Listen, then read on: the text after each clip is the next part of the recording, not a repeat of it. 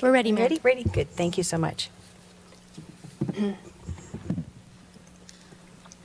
Good evening. I would like to call the December 13th, 2023 Special City Council meeting to order. City Clerk, may we have a roll call, please? Councilmember Gutierrez? Here. Councilmember Gregory? Here. Councilmember Ross? Here. Mayor Pro Tem Carnevale? Here. Mayor Lamb? Here. And our first agenda item is the appointment of the mayor and the mayor pro tem. Before we get to that, I'm going to make a few comments. We began this year with our study session, and it was January 28th. And it was a wonderful amalgamation of great minds and great hearts and great spirits of the people of Cathedral City. City Council, my colleagues, city staff, and members of the public, and a wonderful opportunity to have garnered the interests and surveys and responses from community members. Not all of the community responded, but enough. And they described Cathedral City in marvelous ways. They said it was peaceful. They said they moved here from Los Angeles and loved living here. It was low-key, easy to live. Many of them were Spanish speakers. They said they found lots of other friends and neighbors and schoolmates and workers and colleagues to really thrive here. They said they wanted a little more diversity in the businesses, so they were looking for that. But where they wanted us to spend their tax dollars was on infrastructure, parks and roads and wonderful things so their families could enjoy and thrive. And they wanted us to spend our money on, besides infrastructure, on community events. They loved the community events we had, and they wanted to see more of them.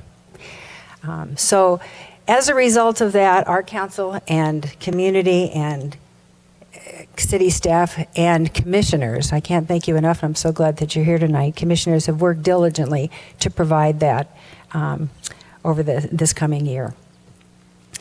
Now, as a mayor, I had the opportunity, like four of us have up here, three of us have up here, and Nancy to come in one more year.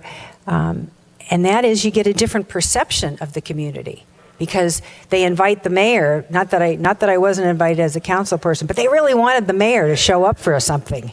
I got to do the signing in for the new board of the Filipino American Association of the Coachella Valley, and I didn't even know they had one.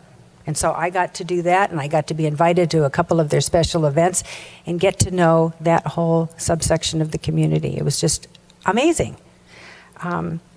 So what I say about Cathedral City, in addition to all the other things that I've already said from the community, is that the diversity in Cathedral City is amazing.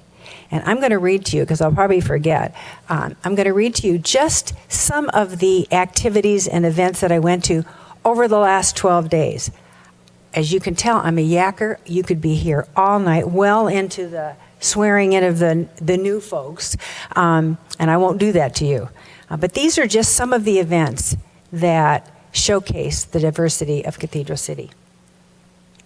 First, I was at the Boys and Girls Club, their event last night they went the Target holiday shopping with the fire department, and our city manager and Ann Ambrose was here, assistant city manager. It was wonderful. They were fantastic. Yesterday afternoon, I went to the DAP, the Desert AIDS Project, their open house on Ramon Road, met the new manager there. Ann and I happened to go to the Hanukkah party at Boomers, the lighting of the menorah. That was a blast. Just so much fun. 10 days before that, I went to the book signing of The Old Gay's Guide to Living at the Mary Pickford. That was so much fun. We all had an opportunity to be at Show Fest. The children were squealing with delight at the little bit of snow that was left over from the day of 10 tons of it there. Young people, families, tamales. It was just wonderful. Mr. and Mrs. Claus and Grinch. I went to the launch party, and this is Desart Theater. They want to come to Cathedral City. They've been in Palm Springs for many, many years. They've located a site, and they're working diligently to raise some more funds to make that happen, so we're looking forward to that. Received a text from the Hispanic Chamber of Commerce. They're grateful they got to participate and have the Maya Le Feria Internacional here, and they hope to have it again. I had a meeting this morning with the Senior Inspiration Awards, and that is scheduled for March, and they want to make sure that that is all going beautifully, and Cathedral City gets to host that. We get to have our invocation with a faith person of our choosing to do that event. The first annual Santa and Seniors is on December 21st in front of City Hall. I just made sure I accepted that today. That is absolutely wonderful. Bilingual Santa and Mrs. Claus is this Saturday, so we're looking forward to that. And I just accepted an invite to be principal for a day at Sunny Sands Elementary School. So that's in the last 12 days. I can't tell you how my perception of Cathedral City has changed. I'm more in love with the city than I ever was. And that we have 1, 2, 3 council people, and soon to be Nancy in another year, with that information, with that perception is beyond belief. We are a city of attraction, and going forward, we are attracting, we have already started work on our 13.5 acres, the Cathedral Cove. We're looking forward to Roadrunner Motors. We had a wonderful overview from Laura Hope, who's the interim president there, talking about how that's going forward. We have new housing that's already gone through the Planning Commission, and of course, Desart Theater. Our community is diverse, it's resilient, and it's benevolent.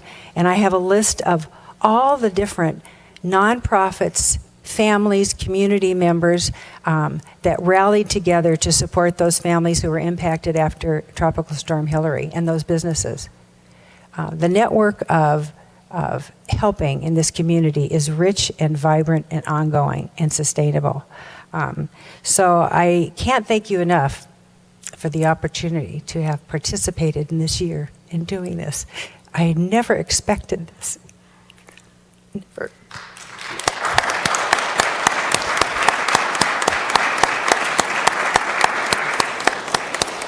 And I just want to thank all the staff. Oh my gosh, you guys are brilliant. We are in good hands, and I will end with this. My favorite quote is from Albert Schweitzer, and he says, "Example is not the main thing in influencing others.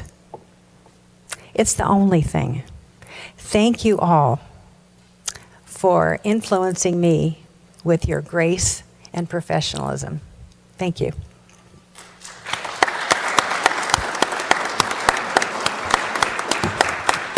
And now I'll happily move on to the appointment of mayor and mayor pro tem. May we have a staff report, please? Thank you, Mayor. Per the city charter and the municipal code, the mayor position rotates each year at the first meeting in December.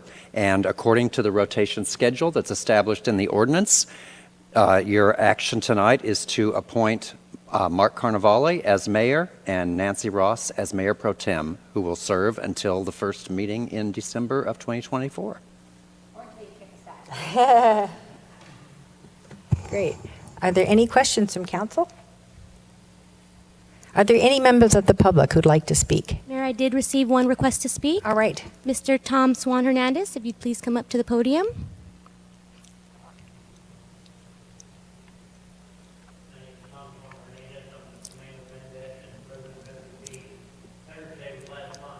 It was the second year in a row our veterans organization sponsored the Veterans Day ceremony at Desert Memorial Park.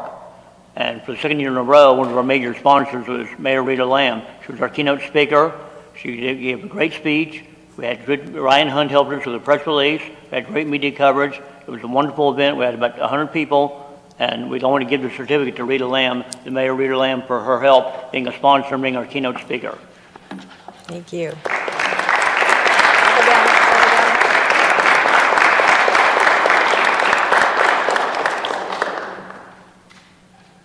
Thank you. You gave a great speech. The veterans have all complimented you for it.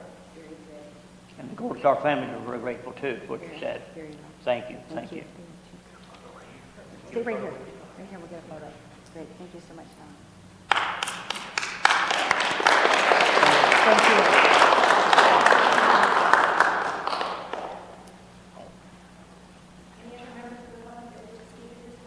If you're a member of the public and you wish to comment on this item that's on the agenda, please raise your hand. And I see none, Mayor. Thank you. Are we ready for a motion?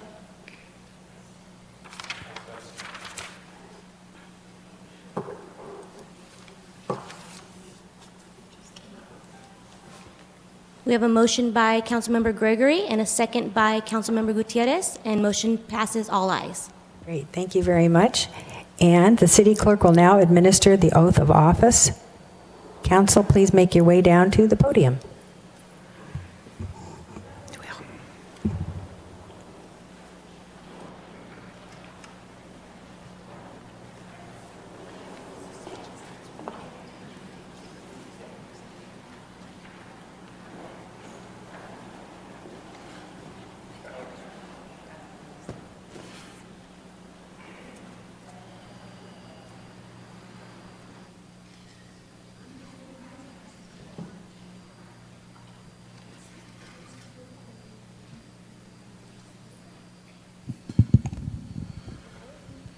Oh, right here, okay. All right. You'd repeat after me. Okay.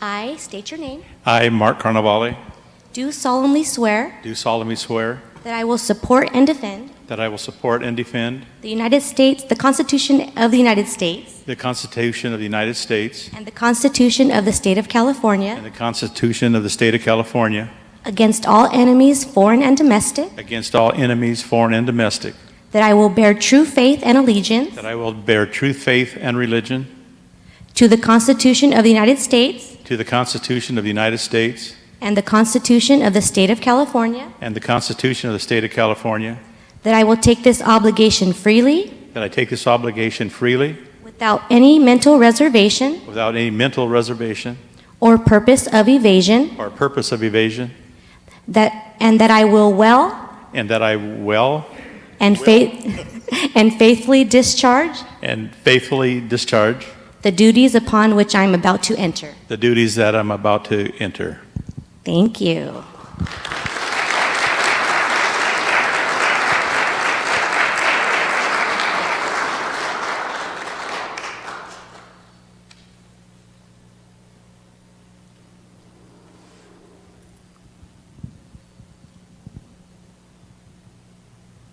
Thank you. Thank you. Okay.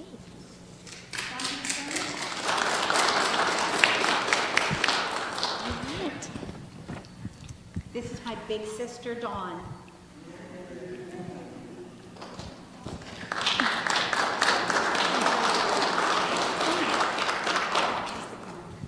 Okay, we'll switch places here. Come on this side.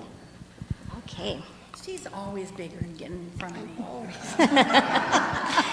Okay, I state your name, I, Nancy Ross, do solemnly swear do solemnly swear that I will support and defend that I will support and defend the Constitution of the United States the Constitution of the United States and the Constitution of the State of California and the Constitution of the State of California against all enemies, foreign and domestic, against all enemies, foreign and domestic, that I will bear true faith and allegiance that I will bear true faith and allegiance to the Constitution of the United States to the Constitution of the United States and the Constitution of the State of California, and the Constitution of the State of California, that I take this obligation freely that I take this obligation freely without any mental reservation without any mental reservation or purpose of evasion, or purpose of evasion, and that I will well and that I will well and faithfully discharge the duties upon which I am about to enter. and that I'll do what? Faithfully discharge the duties And I will faithfully discharge the duties upon which I am about to enter. upon which I'm about to enter. Thank you. Thank you for.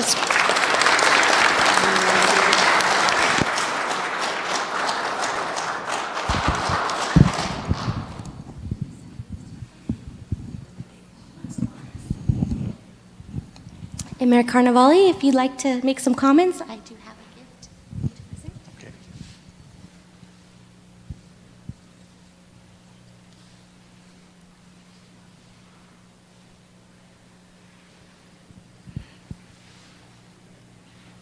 Mayor Lamb, please. Here we have a gift for you for doing some terrific work. It's a beautiful gavel, and I believe this is from the Cathedral City. But before we give you this, I also have a gift I want to give you. But I wanted just to say a few words about Mayor Lamb here. You know, she represented Cathedral City with courage, strength, and calmness due to time of disaster here. We had some bad times. It wasn't always the last 12 days, but it was always fun. She went through a lot. But she represented Cathedral City with professionalism and the best representation Cathedral City could ask for. We are all blessed to have her as our mayor last year. Thank you very much.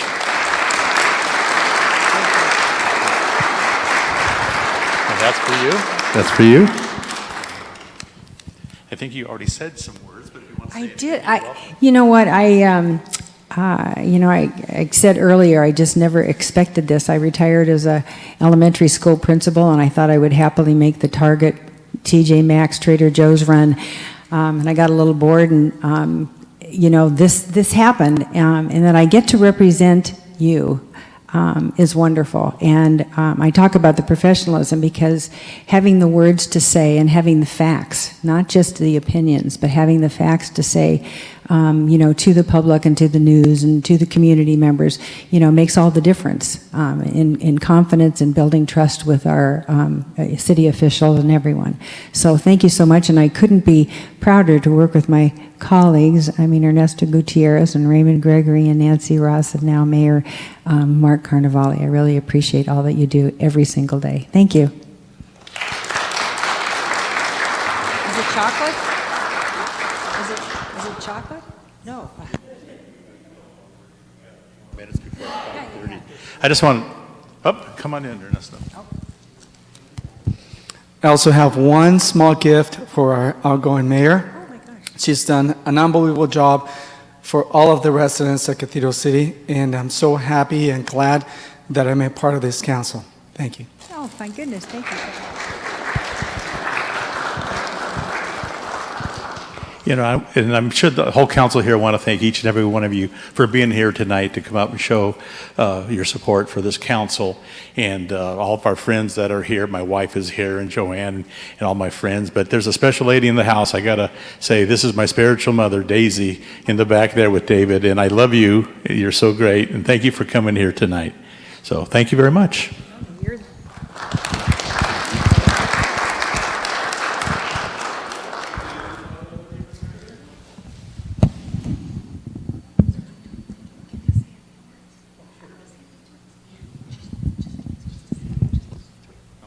Get out of here.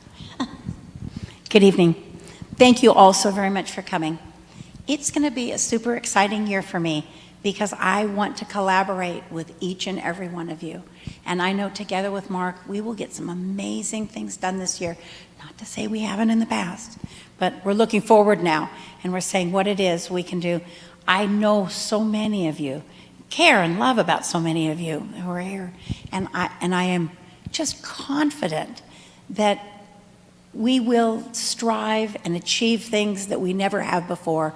Cathedral City has been on a trajectory for as long as I've been here, and I am confident in our mayor and in our council that we will continue that. And I hope that he doesn't beat me up too much, but I'm going to be hanging on to him all year long. So thank you all very much for coming, and I'll look forward to working with each of you. Thank you.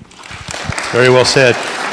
Basically, nothing has really changed here. We're still the same 5 individuals that have been working here in the city for years with the same wonderful staff, Charlie and Christine and Tracy and the police and fire department. So basically, we've just switched some chairs around. We're all still committed, each and every one of us, to bring Cathedral City forward and keep continuing to do the good works that we've all done, collaborated with everybody that I just mentioned. And John over here, the hard work that you do, and Antonio, all these volunteers, I'm so blessed to be here. Thank you very much.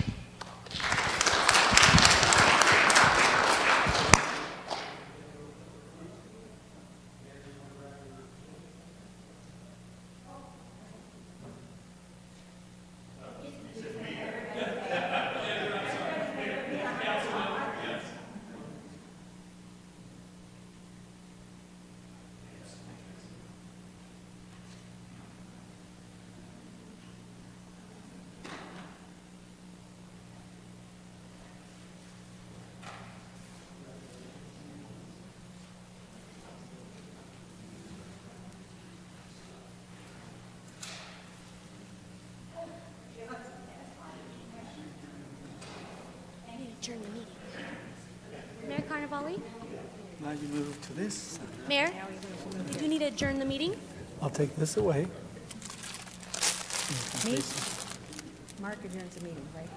Yes. Our special meeting is adjourned. Return at 5:30. Are you there at 5:30?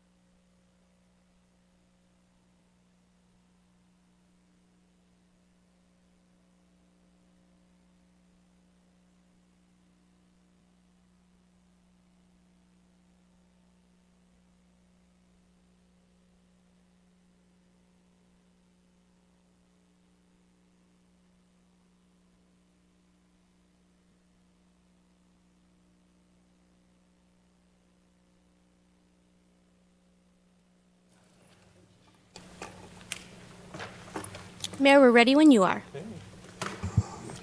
Good evening. I'd like to call the December 13th, 2023 City Council meeting to order.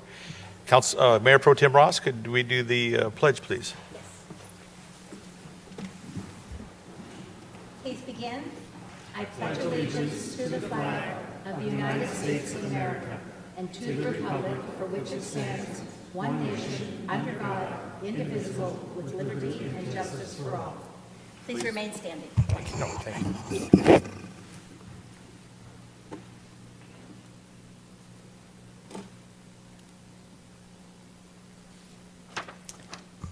One of my favorite prayers, the St. Francis prayer. Lord, make me a channel of thy peace. Where there is hatred, I may bring love. That where there is wrong, I may bring the spirit of forgiveness. That where there is discord, I may bring harmony. That where there is error, I may bring truth. That where there is doubt, I may bring faith. That where there is despair, I may bring hope. That where there are shadows, I may bring light. That where there is sadness, I may bring joy. Lord, grant that I may seek rather to comfort than to be comforted, to understand than to be understood, to love than to be loved. For it is by self-forgetting that one finds. It is by forgiving that one is forgiven. It is by dying that one awakens to eternal life. Amen. Thank you.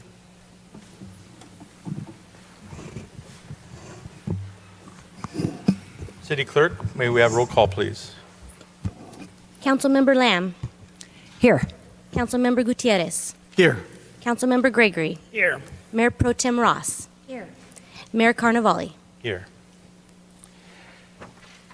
Staff will legally, are there any changes to the agenda? Yes, Mayor, and Eric will walk you through procedurally where this is. We need to request that you add an emergency item to the agenda. It's an item that it's required by the state that we act on it prior to your next meeting, which won't be until January 10th. And we just discovered in the last couple days after the agenda was posted that this was going to be a requirement in order to keep us compliant with state law. So, Eric? Yeah, thank you, City Manager. This is an item of subsequent need. We discovered the deadline to file a particular extension we're going to ask you to do tonight after the setting of the agenda. The council has authority to add items to the agenda pursuant to Government Code Section 54954.2, Section B2, in case you like those legal citations, where an item has arisen that there's a need to act on immediately. The reason to act on this tonight is that we don't have another council meeting for the rest of the year, and we need to take this action before January 1st, 2024. Specifically, what we're asking you to add tonight is a request to extend the deadlines under Assembly Bill 2234 that have to do with certain post-entitlement permit requirements that need to be online, and there have to be some checklists involved. The statute does expressly allow the city to extend the deadline itself if it's in the process of doing that. The city has been in the process of trying to do that. It's not finished, needs some additional time. Tonight, you can add that by a majority or four-fifths, not a majority, a unanimous or four-fifths vote of you. And if you do add that, then it will become item 6E on your legislative agenda, and we can take questions, and a staff report will be provided on that at that time. We do need the council to vote now to add it to the agenda tonight. Okay, thank you. That we add the emergency item to our agenda as item 6E. I second. No comments? Any comments on that, other than that? No. Okay, let's have a motion from Councilmember Gregory, second by Councilmember Lamb. Are we going to do this verbally? Yes, Okay. roll call vote. Councilmember Lamb? Yes. Councilmember Gutierrez? Yes. Councilmember Gregory? Yes. Mayor Pro Tem Ross? Yes. Mayor Carnevale. Yes, Motion passes all ayes. thank you. Thank you, council. Thank you. City Clerk, will you please read the statement of participation? Public comment is the opportunity for members of the public to comment on items that are within the City Council's jurisdiction but not on the agenda. Because of restrictions contained in California law, the City Council may not discuss or act on any item not on the agenda, but may briefly respond to statements made or ask a question for clarification. The mayor may also request a brief response from staff to questions raised during public comment or request that a matter be agendized for a future meeting. Public comment will be limited to 3 minutes. If you are a member of the public and wish to address the City Council, please complete a request to speak form available at the entrance and submit it to the city clerk. You will be called upon at the appropriate time. If you have materials or other items to present to the members of the City Council, please do not approach them. All materials shall be presented to the city clerk for distribution. Mayor, I Thank you. do have a couple of requests to speak.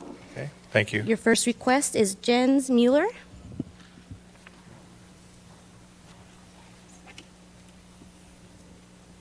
Hello, Jens. Mayor, congratulations. Thank you.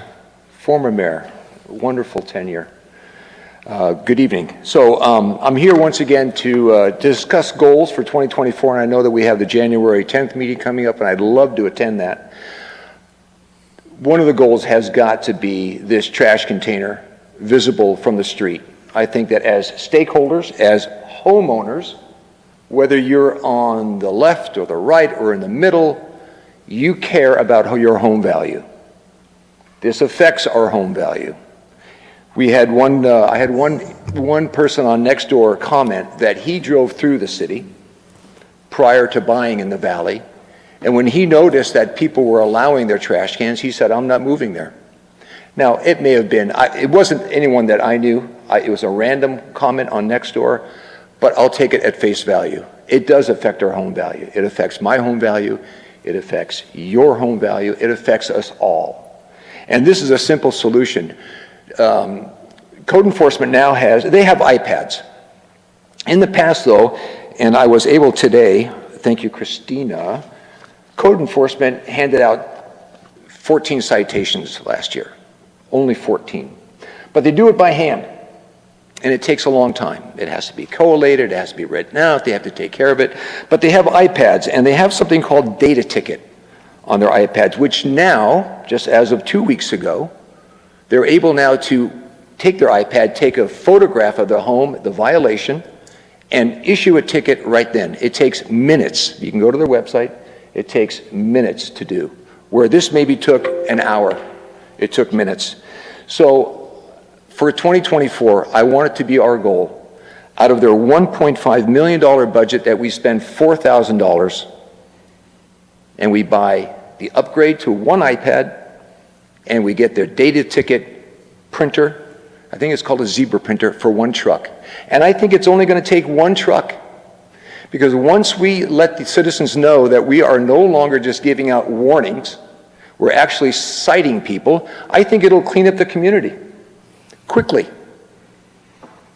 Just the same as if our chief were to have a cruiser on Date Palm with no one in it, and a cruiser on Cathedral Canyon with a police officer writing tickets. Well, the ones on Date Palm, the drivers are going to know there's no ticket being given. They're not going to care. It's happening now in our communities. Warnings are being given out by code enforcement with regard to trash containers, but there's no ticket given. So consequently, people continue to do it. So I'm looking forward to 2024, that we let the public know, okay, starting in March, starting in April, starting whenever, we will start issuing citations. Thank you. Thank you. City Clerk, any more? The next speaker is Brandon Marley.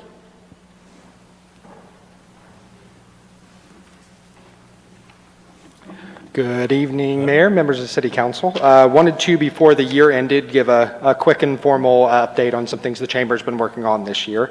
I believe we're scheduling one for January to be on the agenda. We'll have a fancy PowerPoint and everything put together. But just a quick run through in our 2 minutes and 45 seconds. We've had a handful of major events that we've had throughout the year this year. Good news on our side is they've all been sold out. Everything from All Valley Mayors to our gauntlet of State of the Cities that we've had. So far, we've been able to sell all of them out. So we've seen a lot more interest from the community this year, a large uptick on that. So that's been great to see.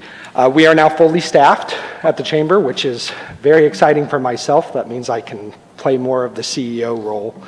So a couple of new staff members. We have Barb Chodas, which you all may be familiar with. She's our new Director of Business Development. She's been in the Valley for years, although commuting a bit to San Diego for about 5 years. She's happy to be fully settled back in the desert.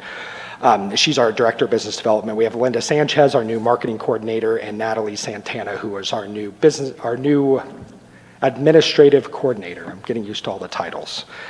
So very full team, lots of things put into the proper places, so we're excited to have that and be able to, utilize our new resources going forward. A little bit of things that we're working on right now. One of the top of mind things since I've come on board has been workforce development. We want to see how we can get more involved and more engaged with that. We're up for a grant. I won't go into too many details because we'll hopefully know by Christmas if we have it. But it'll give some great new resources to not, the region as a whole, but, Cathedral City businesses as well for some hiring points. So we're very excited about that, and we'll be, of course, pushing further into most of those things going forward. During Tropical Storm Hillary, that's an ongoing thing that we've been working on. Myself, we had a lot of boots on the ground trying to help the businesses during that time. I know my wife and I spent a day shoveling some mud at Fraser Pest Control, who still needs a lot of help through that process. So we spent a lot of time working with all of our local electeds, as well as our state and federal electeds, to be able to try to find resources and funding, try to help expedite some of the cleanup, where we could come in and assist and help different ways. I think the big thing we found, and which is the ongoing issue that we're going to have, is there's just not a lot of things on a county or a state level that's available for what unfortunately I think it's been dubbed as minor impact of a catastrophe. The damage wasn't wide enough for us to get a lot of attention. Luckily, there's some federal funding that's coming in. Hopefully that comes sooner than later. I know that'll help the city significantly.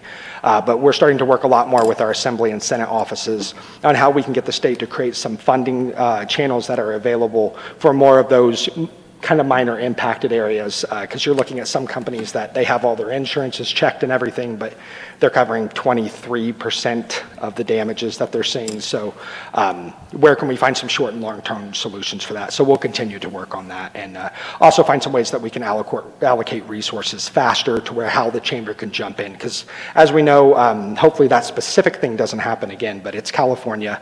We have a lot of natural disasters that happen over here, so how can we jump in better and be better equipped as a chamber to help our business community?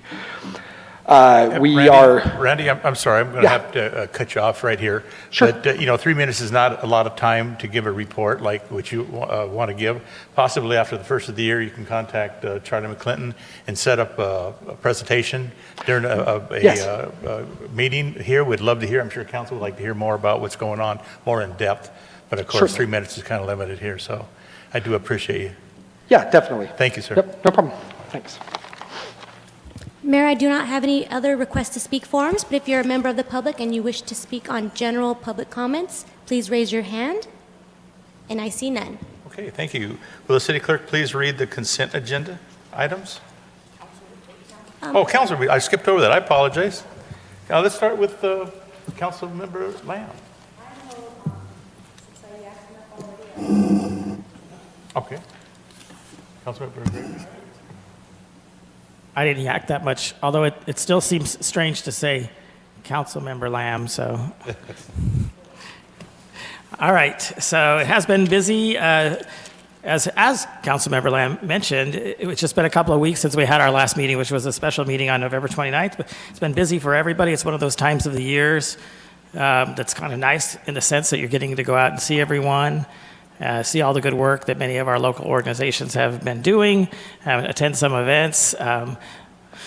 But I'll be glad when we get a little bit of a break, which I know is coming. So after our last meeting on the 29th, along with many of my peers here, and it has been mentioned on that Thursday, November 30th, we'd had the Old Gays in town. They were over at the Mary Pickford Theater, a joint venture between, of course, the Old Gays participating, but it was put on by both our arts and our public arts and our Parks and Community Events Commissions came together and put on that event. I know it was quite well attended and very well received. I was there for the discussion part, which was quite entertaining. I didn't really know what to expect, but I know those of you who were there probably really enjoyed themselves like I did.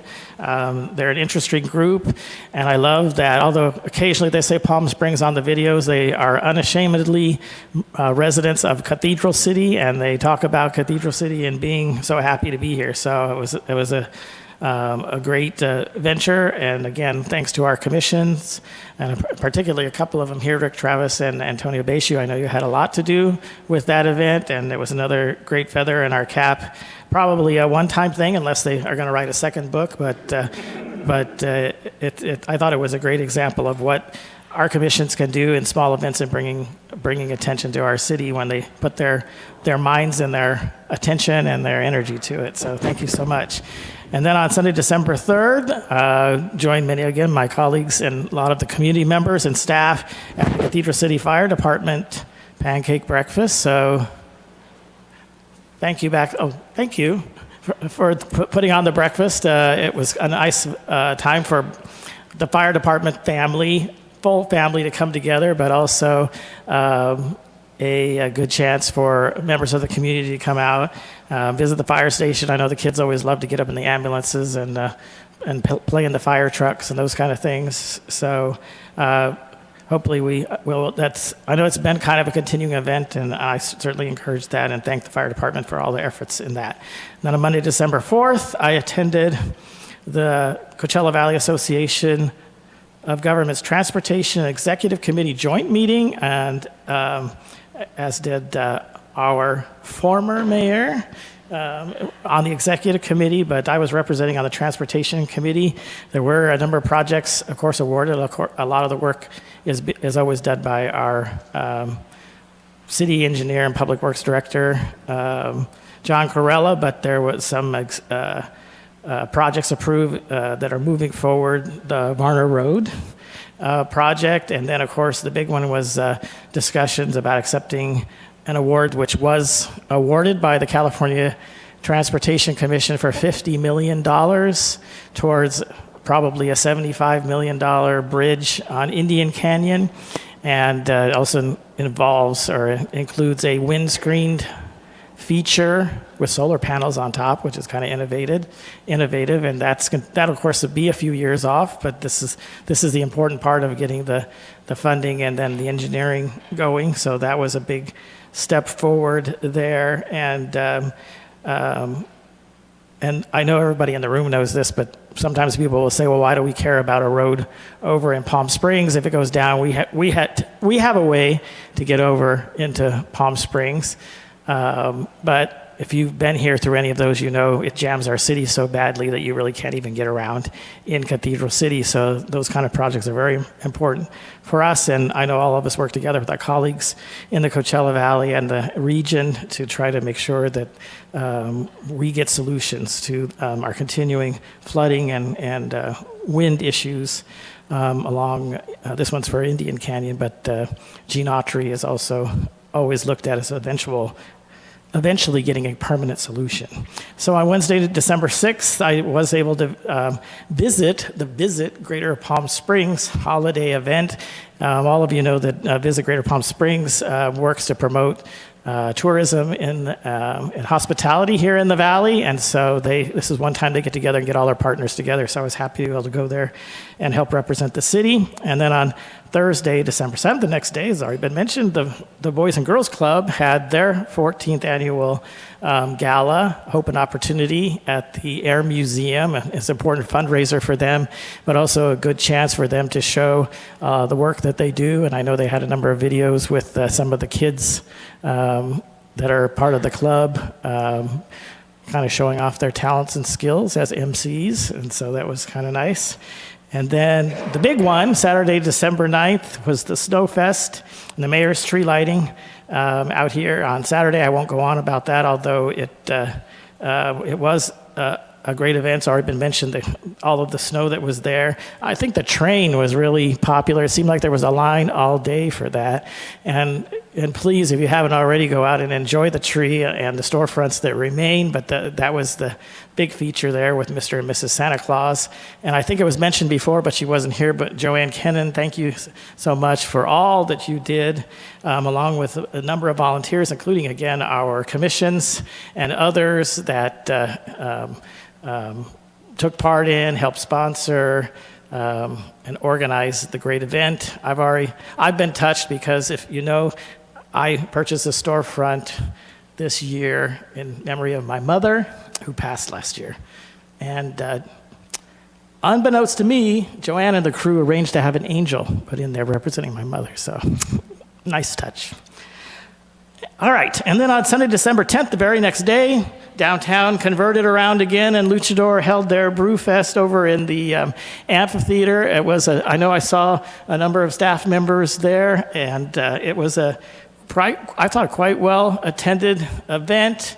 They had the luchadors, I guess, the masked men rolling around, and I mean, they weren't acting at all. It looked really real to me up close. But it was a lot of fun. I think everybody enjoyed it.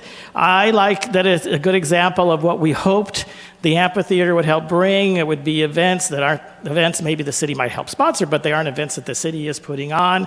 I liked that, and hopefully we're going to have many, many more of those. I know, Ryan, you've been working so hard towards that, and I think hopefully it was a successful event for the restaurant also so they can continue and also, help build their presence here in Cathedral City. So I was happy to attend that. The very next day, on December 11th, I did represent the city at the Desert Business Association. They had a holiday gathering. It was in Palm Springs, but many of the businesses that are part of the Desert Business Association, which is the only I think the only one in Riverside, the LGBT Chamber of Commerce. And so a number of the businesses here in Cathedral City participate. So I got to run into all kinds of Cathedral City people there. And that was on December 11th. And then earlier today, we had our Riverside County Transportation Commission meeting in Riverside. And there were, of course, a number of routine business items ending out their year. But there was an item of interest that had to do with how the federal government is requiring some changes in how federal funding for projects is divvied out. And there was some contention on funding between Western County projects and projects in the Coachella Valley in particular, including that, as aforementioned, bridge project on Indian Canyon. And so I think I spoke to John Corrella today, and he says, well, that's what happens when the money gets tight and everybody has all the needs. Sometimes the claws come out. So we're trying not to let that happen, because as a county, we've always found that working together to try to get other people's money, well, I guess some of it's ours, from the state and the federal government works together, but we were able to work out a compromise, and I was part of that just in how I was involved. And then I guess I did okay because also in today's meeting, I was elected as the second vice chair of the Riverside County Transportation Commission. Right now, there is no representation on that chair, vice chair, executive portion of the Riverside County Transportation Commission from the Coachella Valley. We have had a few in the past, including our predecessor here, Greg Pettis. Typically what happens is you become the second vice chair and then move up, and then in a couple of years you're the chair of the Riverside County Transportation Commission. So it's not such a big thing for me because it's just more work, but it is good that we have that representation from the Coachella Valley, and it's coming back around to be our turn as one of the cities that our peers, I don't know if you know this, but in the transportation circle, we're seen as one of the leaders in the valley. A lot of that has to do with our excellent John Corrella, and of course the work that he does. But we have held a role of high esteem back from Greg Pettis and all the work that he did. So I'm happy to be able to remake those contacts after he passed 5 years ago, and to slowly work so that we are getting more and more clout, which will be helpful for us as Cathedral City, but also very helpful for our region in the Coachella Valley. So I will be serving in this next year for sure as the second vice chair, and then we'll see how that goes. And so I just wanted to end by, of course, congratulating my peers that got sworn into new positions today. I know Mayor Carnevale, we've already worked together with him as mayor before. I know he's going to do an excellent job, and he's already laying some groundwork for having a great year, so we look for more to come. And for Nancy Ross, as the mayor pro tem, so happy to have you. I know you've been getting very involved both in our city and in many of the regional organizations since you've come onto the council, so I know you're going to do a great job as pro tem. And of course, our outgoing mayor, I have nothing but praise for her. It has already been said better than I can say it, but it wasn't all fun this year for the mayor, which, some of us have had things that came up during our mayor terms that weren't much fun. I know I didn't enjoy, the end of COVID in mine, and then this little surprise with Roadrunner Motors, that got fixed, but at the time, it wasn't very much fun being the mayor and having, things get canceled and then having to have the community work together to try to get things back. So, but I think that pales in comparison to what our last mayor here went through when it comes to the disaster in the city in several sections, but in particular on Horizon Road, which is in my district. And I know at that time we had discussed with staff and we thought the unified voice coming forward was great. And I still think that was the right way. And I think that it benefited the majority of the people in the city. But that did, of course, make her a target to some people that were just upset and had to have somebody to take their rage out on. So she did that very well and graciously, but it's not much fun when somebody is doing that. So I give you a lot of kudos for that, and many, many thanks from all of us here in the city, but in particular up in District 5. We really thank you. So. With that, I will wish everyone happy holidays. And remember, before we meet again, we will be having the International Film Fest, which will also be taking place not just in Palm Springs, but here in Cathedral City. So that is world-renowned. And if you don't take advantage of that, kind of shame on you. You should find at least a movie or two that you can go see, because this is an opportunity that most people don't have to participate in that film festival. But that'll be coming around the first week of the new year. And then we will see you on January 10th in the new year. Happy New Year, everyone. Thank you, Councilmember Gregory. Mayor Pro Tem Ross. Thank you, Mayor. So I, like Councilmember Lamb, shared most of my comments with you from down at the lectern. So I'm going to share something else profound with you this evening. I want you to look at the folks over on this side. That's Ernesto Gutierrez's family and the mayor's family, and they're represented by the police sitting behind them. That would be Raymond and Mark and I, we have this other side, which is all the staff and the fire department, and we challenge you to a football game. So you better prepare. That's all my comments, Mayor. Thank you. Thank you. They've been put on notice. Councilmember Gutierrez. Thank you, Mayor. Good evening, everyone. I hope everyone's doing well. First of all, I want to congratulate the newly appointed Mayor, Mark Carnevale, and also our Mayor Pro Tem Nancy Ross.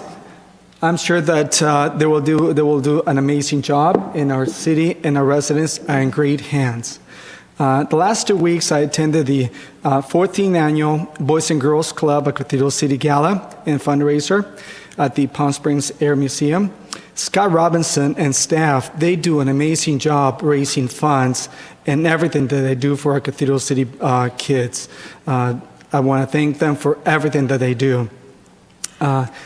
I also attended Snowfest. It is wonderful to see all the kids playing around with real snow. Thank you, Joanne. The kids truly enjoy making snowballs and throwing them at each other, at the parents especially. So they had a great time. It was cold, but it was wonderful to see all the kids having a wonderful time out there. I also had my weekly meeting with our city manager and our assistant city manager, in which we go over tonight's agenda, and also we talk about other matters regarding the city. And I always bring in breakfast, so they're well fed as well. Okay. Now, I did get a chance to visit the Horizon neighborhood residents to see how their progress is going and how everything is going with their restoration.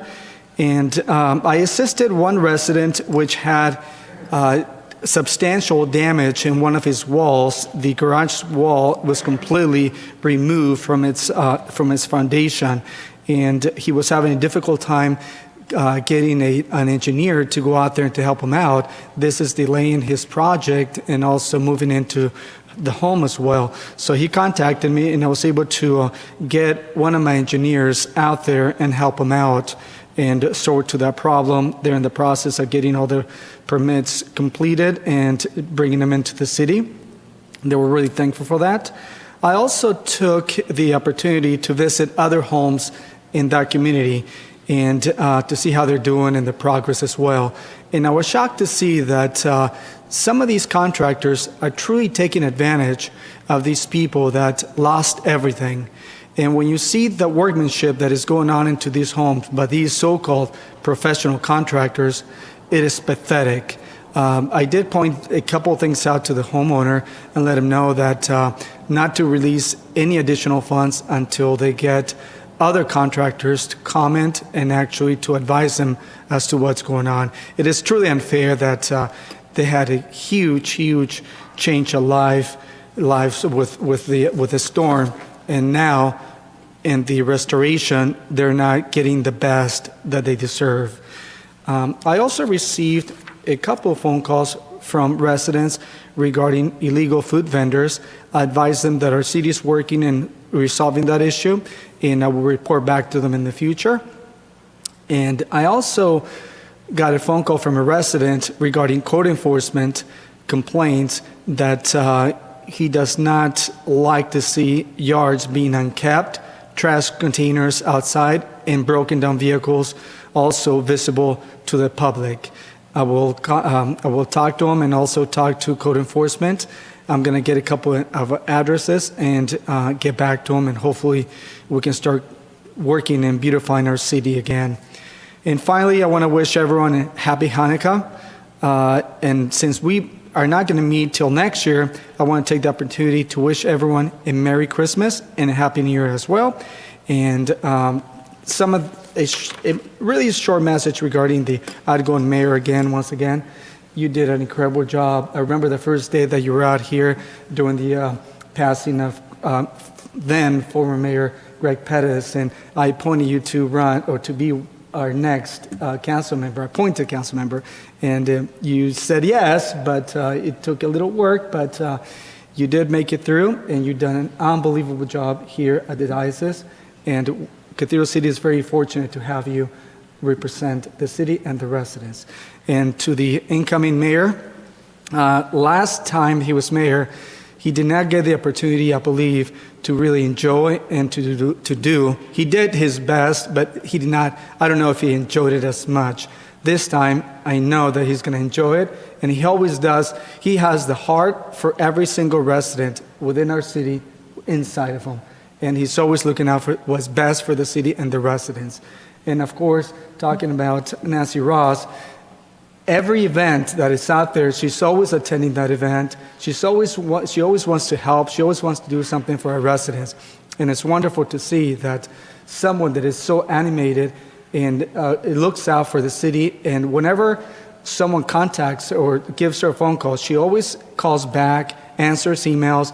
She's by far one of the busiest council members here as well, and she means well for all of our residents. So again, we're also very fortunate to have her represent our city, and we will do an amazing job, and these two will do an amazing job leading the city as well.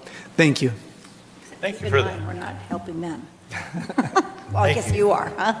Thank you, Councilmember Gutierrez.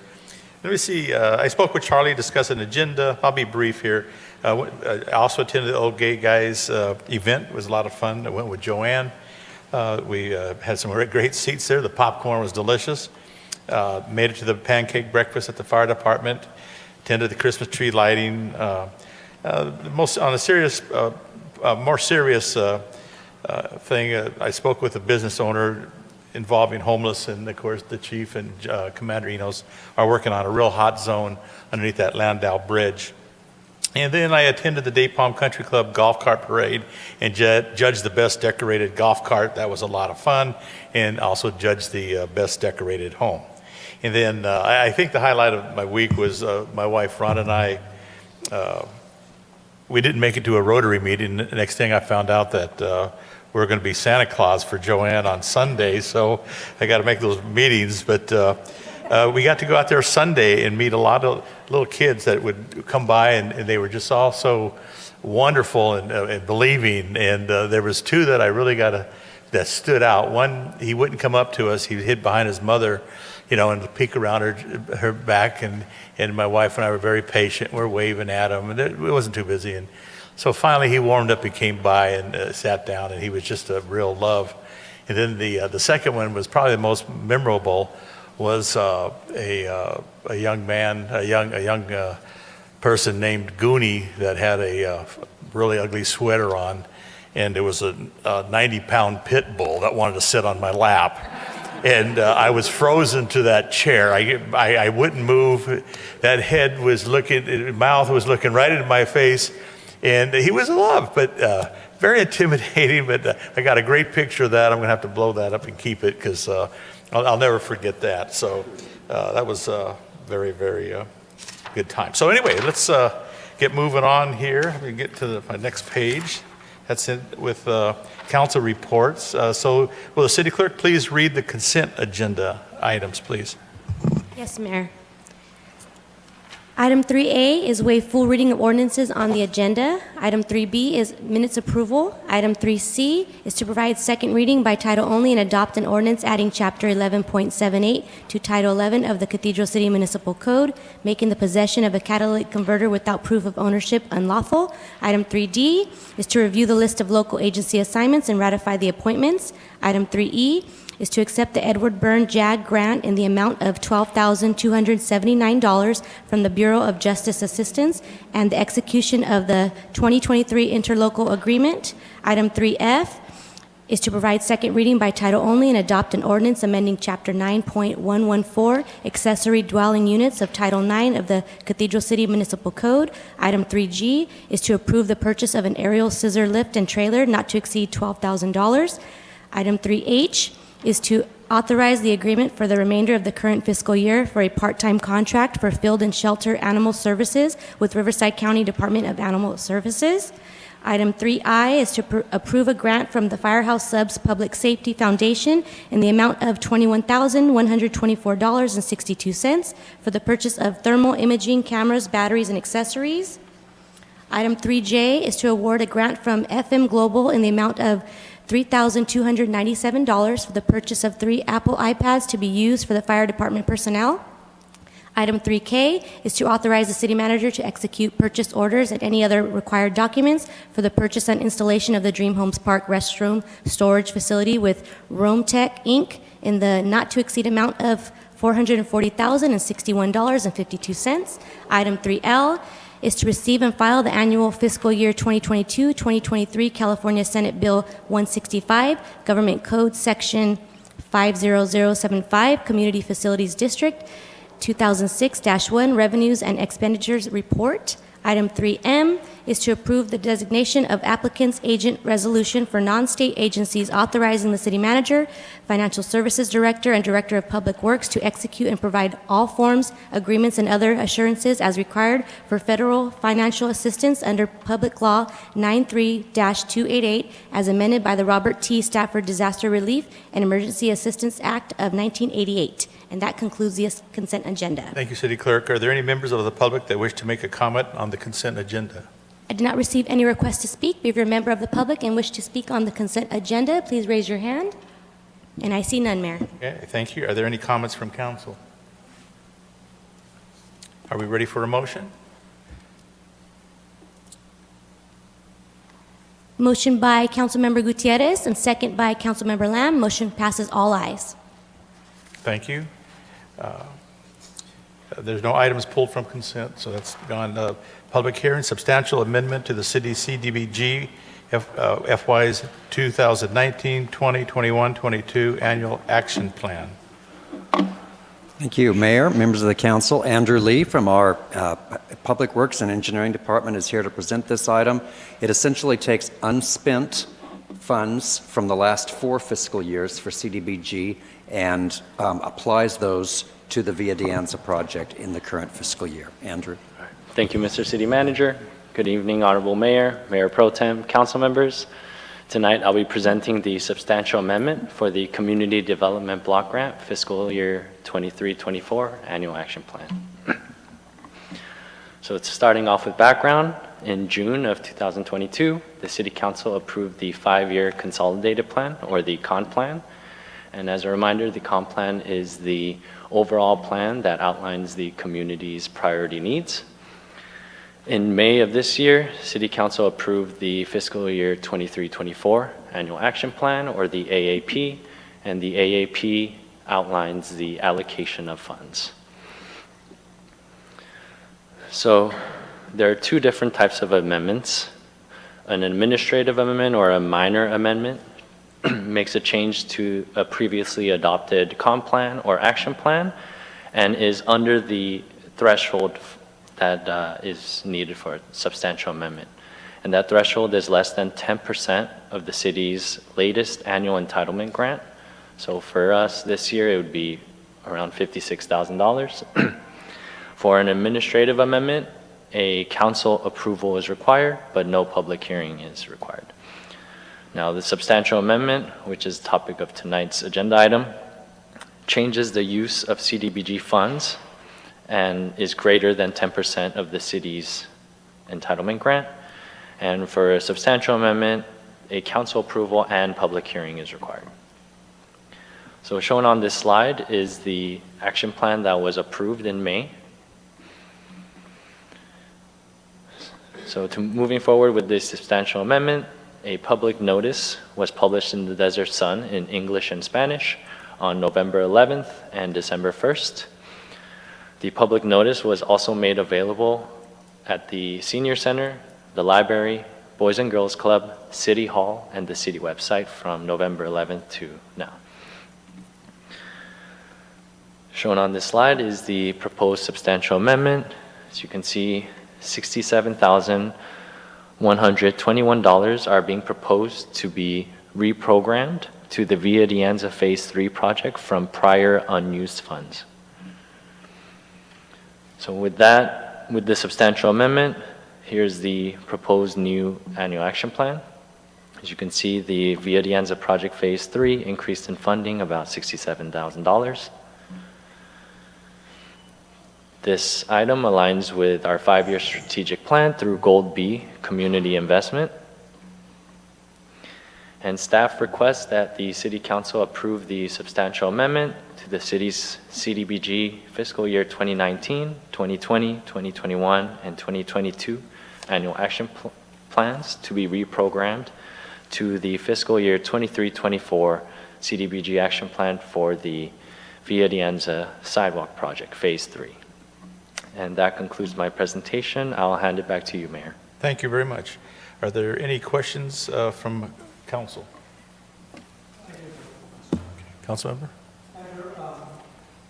Question or clarification. Now, the funds that make this amendment, a substantial amendment, are monies that were not used for each of those fiscal years. Is that correct? Yes, that is correct. Okay, thank you. Any other council members? Okay, I'll now open for the public hearing. Are there any members of the public who wish to comment on this item? Mayor, I did not receive any requests to speak. If you're a member of the public and wish to comment on this item, please raise your hand. And I see none, Mayor. At this time, I will close the public hearing. Are there any comments from council? Seeing none, we ready for a motion?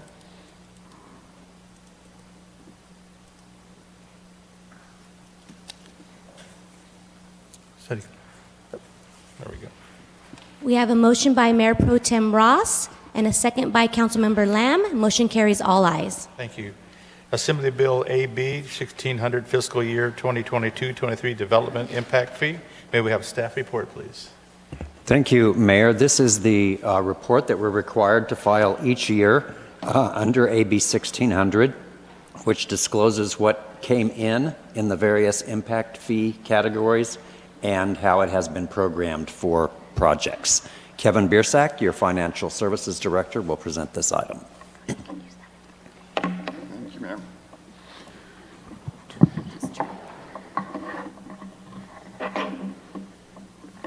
Good evening, Mayor, Mayor Pro Tem, Council, City staff.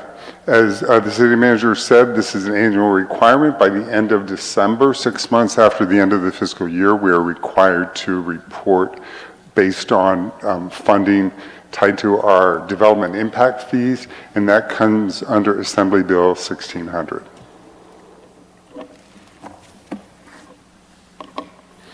So what is a development impact fee?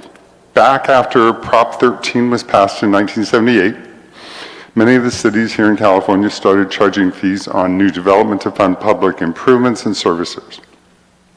They're commonly known as development impact fees. And you're familiar with this because of the development impact fee study that was done this past year to bring our fees more in line with life in the universe. So with respect to making sure that there's reporting in a timely manner, the bill was passed, and for any fees that came about January 1st, 1989 thereafter, they are reported on. We actually started reporting on this back in about 2006, and we've been doing this reporting since then. Government Code 66,000 up through 66006 to annually review. And basically it's a monetary extraction other than a tax or a special assessment that is charged by a local agency to the applicant, and it's there with the purpose of defraying all or a portion of the cost of public facilities. The report that you saw in your packet, it ties back to the beginning balance at the beginning of the fiscal year, the ending balances, any fees collected, interest earned, any other income, and then the expenditures made for each established fee. Typically, these fees are used for capital improvement projects or to help tie back to a CIP project, whether it's in the design phase or the construction phase. We did our annual noticing, we did our reporting tied to what we needed to do from a noticing standpoint. We advertised it in the Desert Sun. We notified the Desert Valley Builders Association, also known as the DVBA, via email with the report. We did receive feedback from them last week. They had 4 comments. We turned those comments around, provided feedback to them the next day on the 7th, confirmed with them via telephone on the 7th, and then with a follow-up phone call and email yesterday to make sure all was good. I'm going to turn around and make sure he has them. And there's no one here from the DVBA, so I'm assuming all is still good. These are the commitments. These are the commitments, and some of these commitments date back to 2006. So some of them are getting a little dusty. And, you know, we'll probably be coming back to you at a later date to review these commitments. But based on these commitments that were on the books as of June 30th of this past year, whether it was you all as the governing body or previous governing bodies, these are the commitments that have been made through council action over the years for what we're saving for what we're looking to tie back to. And you can see the laundry list here of what those commitments are. And finally, what are the ending balances with respect to what was in this report, these 13 fees? And you can see here on these next 2 pages the actual balances that we have. Most notably, the Master Underground Plan has a significant balance.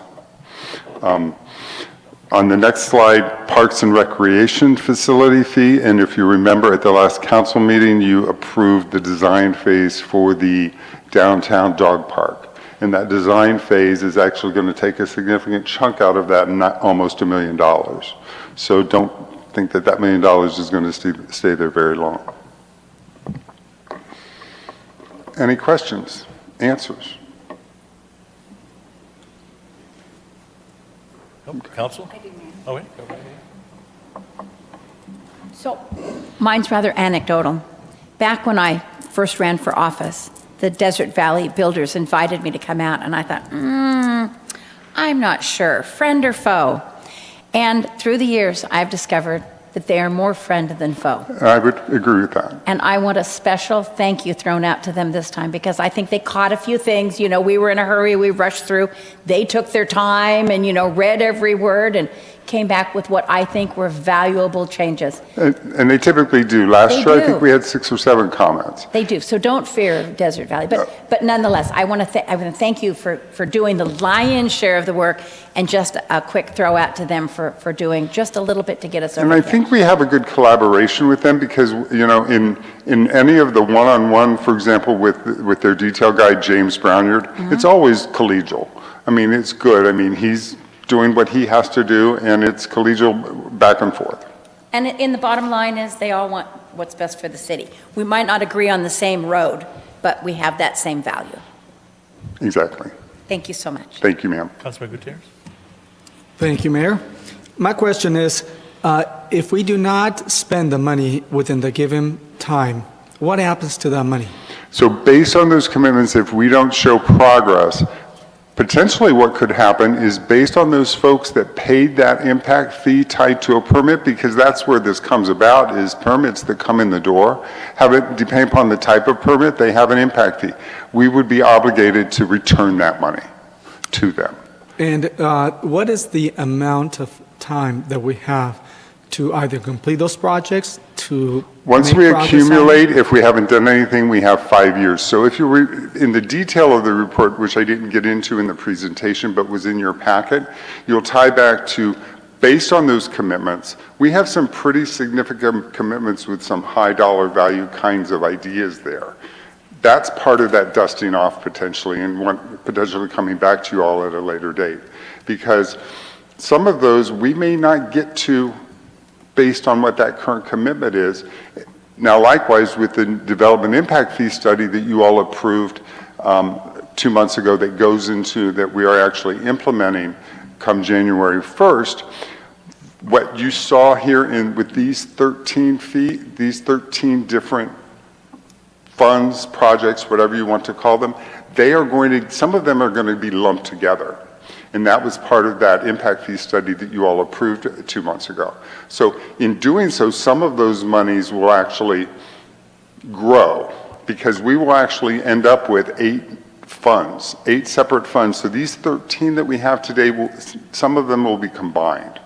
And so that's part of the motivation as well. Once we've done that, and we've done that in our financial system, call it mid-February or thereabouts, by the time we actually are able to do that, we would then want to come back to you and show you how that was combined, but then also dust off these commitments to see if you all have any ideas of what are more current commitments in today's world.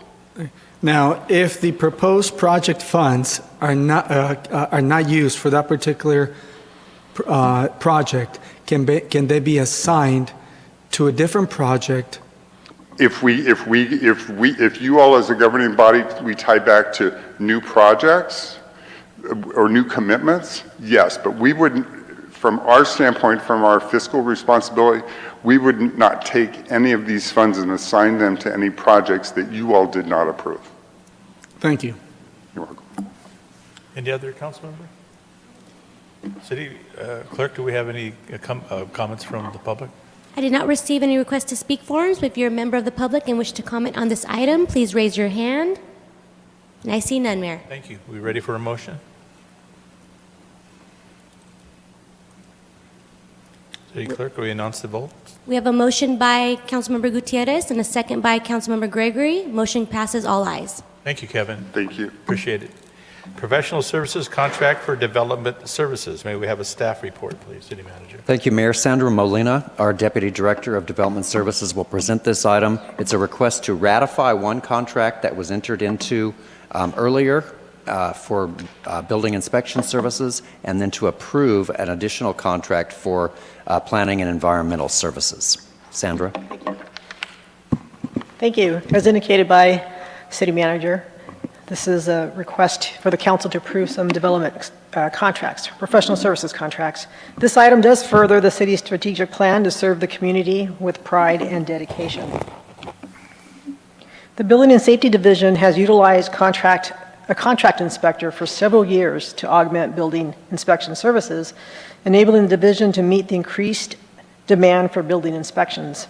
Due to a change in the availability of the previous contract inspector, an abrupt change was needed with the city's contract inspection services.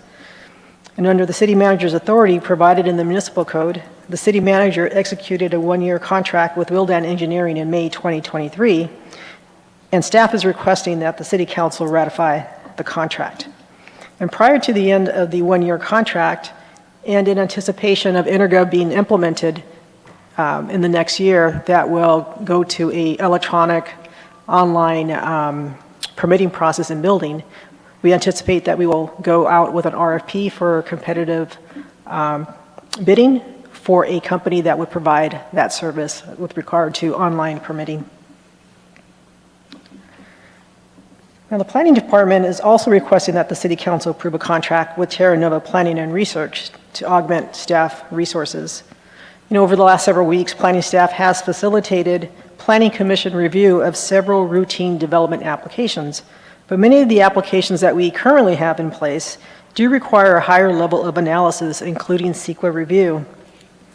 The complexities of these projects are such that we are in need of a firm to partner with that can provide more technical expertise in the areas of planning and environmental services. Therefore, under the City Council's authority in the municipal code, we are requesting that the City Council approved the attached contract with Terra Nova. And I am available to respond to any questions. Thank you. Council, any questions? No? I do. Oh, I'm sorry. Thank you, Mayor. Sandra, can you tell us how many inspectors do we hire from this company at a time? Is it just a bulk size contract, or do we hire one or two contractors, building inspectors at a time? So we have historically had one full-time inspector, and from time to time we have had a part-time, or we've had a second inspector. But those are more shorter term. But for the last 7 years or so, we've had a full-time contract inspector. Now, is there a thought in possibly the city hiring our own city inspectors, an additional city inspector? So that is a question I would defer to our director and our city manager. I can answer that, Councilmember Gutierrez.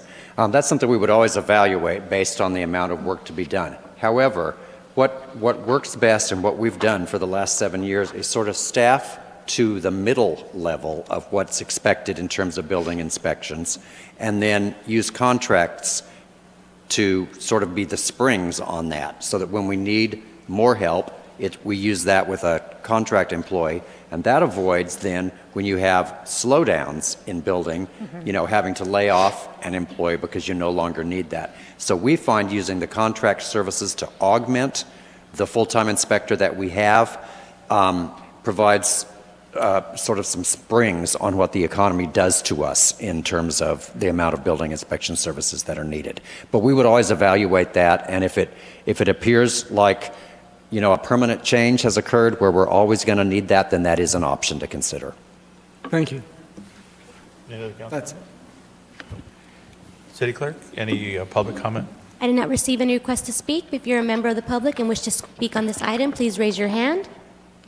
And I see none, Mayor. All right, I believe we're ready for a motion. Do we have a motion? We have a motion by Councilmember Lamb and a second by Councilmember Gregory. Motion carries all ayes. Thank you. Ordinance of the City Council of the City of Cathedral City expediting permit process for electric vehicle charging stations. Thank you, Mayor, members of the council. This is another one of those items that has been thrust upon us by state law, and we are complying with that. However, we need our municipal code to catch up, and Andy Firestein, our Development Services Director, will present this item. Thank you. Good evening, Mayor, Council. And as the City Manager has shared, this is a state requirement. In the last 18 months, we found that we actually have had 5 qualifying permits under this streamlined electric vehicle charging station requirement. But nonetheless, we must amend our codes to be responsive to the state. What this in effect does is it makes those permits administrative and non-discretionary, and as well, it limits our review to public health and safety and mandates that we provide a response within 10 business days. In addition to that, it also requires that we provide a checklist list, really to ensure that there's consistency from every city across the state in how we are administering electric vehicle charging station permits. So the ordinance before you would make those changes and allow us to be consistent with state law.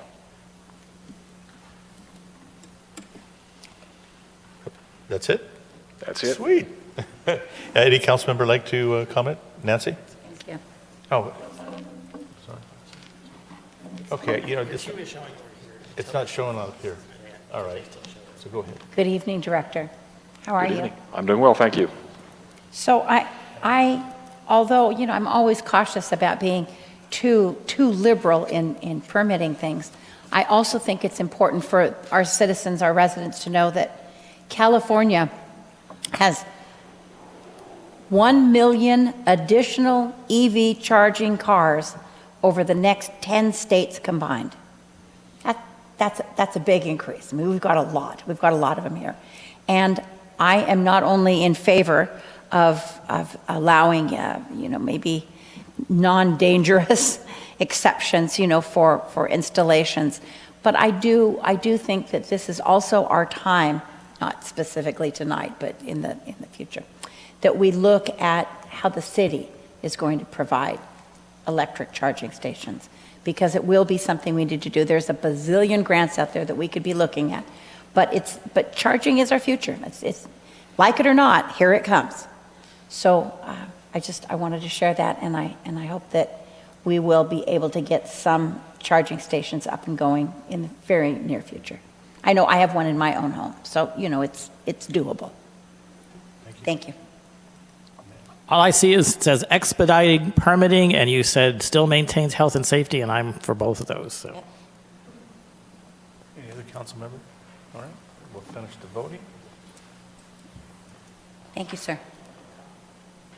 Oh, I'm sorry. Thank you. Public comment? I did not receive any requests to speak. If you're a member of the public and wish to comment on this item, please raise your hand. I see none, Mayor, so we can complete the vote. There we go. We have a motion by Councilmember Lamb, a second by Councilmember Gutierrez, and motion carries all ayes. And I will now read the title of the ordinance. Thank you. This is an ordinance of the City Council of the City of Cathedral City, adding Chapter 8.64 to Title 8 of the City of Cathedral Municipal Code to create an expedited permitting process for electric vehicle charging station systems. All right, thank you. And item D, update on emergency actions related to Tropical Storm Hillary. Thank you, Mayor, members of the council. I just have a few things that I would like to update you on in this regard. On Thursday, December 7th, just last week, John Carella, Kevin Biersack, and Chief Contreras, along with our recovery consultant, attended the mandatory FEMA applicant briefing in Indio. All applications for federal reimbursements are due on December 21st. Staff are working together to finalize the city's application, and we've been accruing the necessary data and financial items all along. And Kevin's been tracking that through project codes in our accounting system so that we will have the information that's necessary to submit by that deadline. We also completed our required after-action report and submitted that to Cal OES. The deadline for that was November 30th, and we did meet that deadline and submitted that report. That's important because that's a prerequisite to be able to receive the reimbursements that we hope to be eligible for. Finally, the debris removal efforts are continuing. Staff anticipates we just have the one final row of properties that have to be, that we have to remove well, it was mud, now it's dirt, from, and we anticipate that that will be completed by the end of the year, the end of the calendar year, by the end of this month. So that concludes my report, unless there are any questions. Council, any questions? Do we need to continue with the resolution, or are we still, because we won't be meeting again until January? We're okay until the January 10th meeting on that. I accidentally hit the move button, but I don't think there's anything to move. This item was for discussion only and direction. No formal action is taken. Discussion on future agenda items. Are there any? Item 6E. We have new item 6E that we added earlier. Emergency. The emergency item that we added, and Oh, I didn't see it on here. I'm sorry.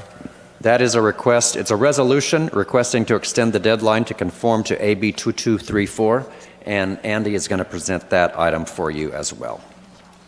Questions about the, we didn't, Any public comments? before you. I did not receive any requests to speak. But if you are a member of the public and would like to comment on the item 6D, please raise your hand. I see none, Mayor. Okay, thank you. Thank you. Hello again, Mayor and Council. So the item before you is in response to AB 2234, whereas a lot of the prior legislation directed to housing is really under the Permit Streamlining Act and directed to the entitlement process. AB 2234 is directed to post-entitlement phase permits. These are your grading plans and your building permits. AB 2234 essentially requires two things. One, it requires cities, local agencies to post on their websites examples, samples of successful plans and permits for 5 different types of housing. It also requires them to have a web portal where applicants can submit those post-entitlement phase permits to the city electronically. We're in the process of doing that, although we are not going to meet the January 1st, 2024 deadline that is in AB 2234.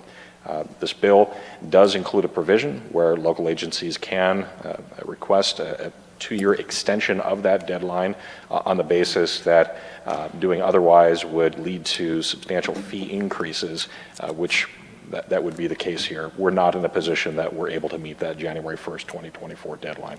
I would say, though, in 2024, we will be operational with CSS and our web portal, and we will be in a position where we can do business electronically, we can do electronic plan review, and we can meet the requirements of this bill in 2024. It is staff's recommendation, though, that we nonetheless take advantage of that 2-year window that is afforded by the bill and move that deadline to January 1st, 2026 to allow us to work through the Tyler EPL implementation and otherwise meet the requirements of this bill. And with that, I'll close out the presentation. Okay, thank you. Council, any comments or questions? So thank you so much, and thank you for the efforts that you've made in this. I know that this is a goal of both staff and council and the city in general to get this moving forward. So, I understand and concur. If you're not ready, you're not ready. We certainly don't want to have to run out and do some emergency contract that then jacks up the fees that we have to charge for these types of things. But I just wanted to say I'm encouraged to hear that although you're asking and for us to grant this 2-year extension, which I'm in support of, you're not going to take your foot off the gas on this, because I think it's in everyone's interest, and I want to speak for others, that we do get this going as soon as possible. So would you make sure you keep us informed on progress, or if there should be any hitches? And we'll try to hold you to your 2024 commitment, I guess, verbal commitment, barring anything that you haven't informed us about, and hopefully very soon you'll be able to tell us that we can celebrate that although we have an extension to 2026, we didn't use all of it, that we're actually live. Yes, and I'm confident that this will be one of the more substantial updates that we provide in the strategic planning workshop. And right now, I would say that Q2 is about where we are targeting to be able to go live with the Tyler EPL implementation. That would be great. Thank you. Thank you, Mayor. And Council, just to add on to what Andy said, I can say that working with staff and with our new IT systems analyst, there's 100% commitment from all the departments towards this effort. It's going to be a pretty hefty haul for some of the activities that the departments are going to need to be involved in. And this is development services, this is engineering, this is the fire department. And IT and I have recently met with all the department directors to brief them on the timelines and the expectations, and there's been 100% commitment to make it work. So there's a pretty clear path that we're working on, and hopeful that we'll be able to, hopefully within the next few weeks or by early January, be able to start the first process of CSS for some of the permitting. IT is working through the issues with that right now, trying to resolve that so we can get things like solar permits and other small permits online to start that process. But I feel very confident that we have the right team in place, the right intention to get where we all want to be. by early in the second quarter. Thank you, council. Any public comment? I did not receive any request to speak forms, but if you're a member of the public and you wish to speak on this item, please raise your hand. I see none, Mayor. We ready for a motion? Yes, we'll do a roll call. Roll call, okay. So do we have a motion? I'll make a motion to approve. I'll second. Motion by Councilmember Gutierrez, a second by Mayor Pro Tem Ross. Councilmember Lamb? Councilmember Gutierrez? Yes. Councilmember Gregory? Yes. Mayor Pro Tem Ross? Yes. Mayor Carnevale? Yes. Motion carries all ayes. Thank you. Now discussion on future agenda items. Does council have any No, sir. agenda? I have one that I'd like to bring forward, possibly within the next couple of months, revisiting the hours of and time of the council meetings, and also involved summer months, what we would schedule during the summer. Just we don't have to change it. I'd like to discuss it. I've had a couple of council members express some ideas to me. I'd like to see if we can just go with that. I second that. Okay. All right. You got that, Charlie? Yes. Okay. All right. There you go. All right, thank you. The next regular city council meeting will be held January 10th, 2024. This meeting is adjourned. Thank you. Have a great holiday. I hope you're doing things with family. We are. Congratulations again.